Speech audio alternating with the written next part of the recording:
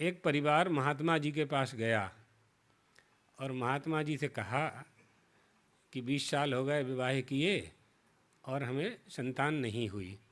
अब ये सुनी सुनाई कहानी है, ये मत समझना कि गीता जी में लिखा है समझाने के लिए बता रहे हैं। तो महात्मा जी ने कहा कि नहीं, संतान चाहिए तुम्हें? तो उन दोनों ने कहा नहीं, नहीं चाहिए, अब नहीं चाहिए। हमें कारण चाहिए कि हमें संतान हुई क्यों नहीं।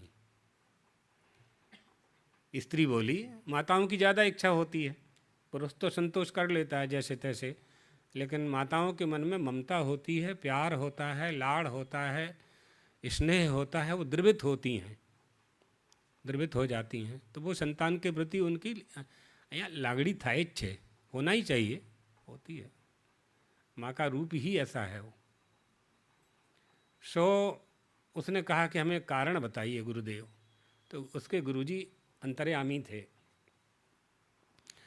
तो उन्होंने कहा कि देखो, तुम पिछले जन्म में बंदरिया थी। बंदरिया जानते हो ना? बांदर हूँ क्या भाई?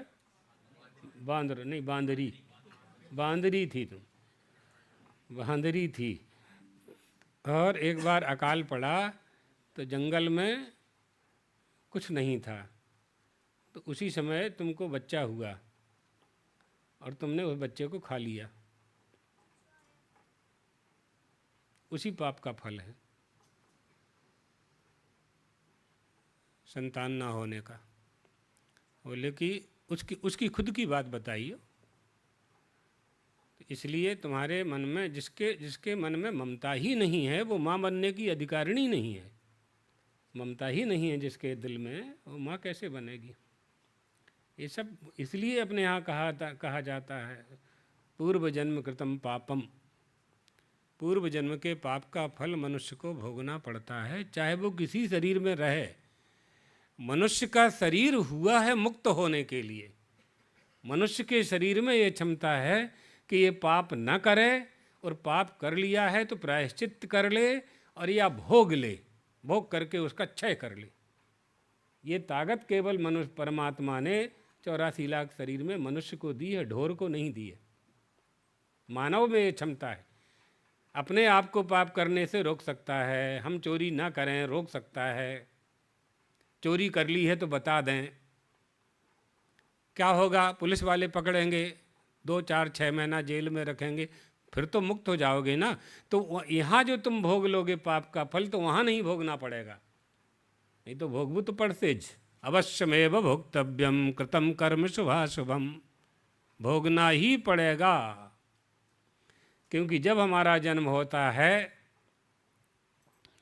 तो पुराधीता च या विद्या, पुरा दत्तं च यद्धनम, पुरा कृतानि कर्माणि अग्रे धावन्ति धावतः।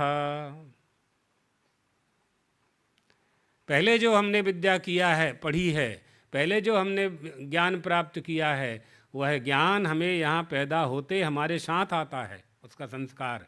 इसलिए आप लोगों ने देखा होगा इन बच्चों में, बहुत से बच्चों में जन्म से टैलेंट होता है, और बहुत से बच्चे कई बार फेल होते हैं, एक ही क्लास में कई बार फेल होते हैं। क्यों होते हैं? पढ़ तो रहे हैं ना, सिलेबस तो एक अच्छे ना, स्कूल भी एक है, टीचिंग भी एक है, फिर क्यों फेल हो रहे हैं?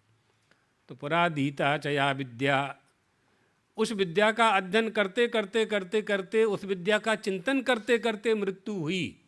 तो जैसे ही पैदा हुआ तो वो पूरा पिछले जन्म की विद्या का संस्कार लेकर के जैसे ही जन्म लिया, तो वो सारी विद्या उद्बुद्ध हो गई। थोड़ा सा गुरु का सहारा मिला, अध्यापक का सहारा मिला, माता पिता का सहारा मिला, कोचिंग का सहारा मिला, तैयार हो गया, वो तैयार हो जाता। पुरा दत्तंच यद धनम, पहले दिया हुआ धन माने दान, पहले किया हुआ दान का फल क्या है? धनी के घर में पैदा होना। ये पहले दिए हुए का ही फल है, धनी के घर में पैदा होना।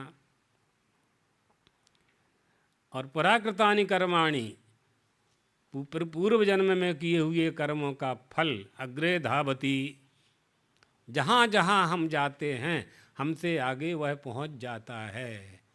हमसे आगे हमारे कर्म का फल पहुंच जाता है कि हे जीवात्मा, तुमको इस माँ के पेट से जन्म लेना है।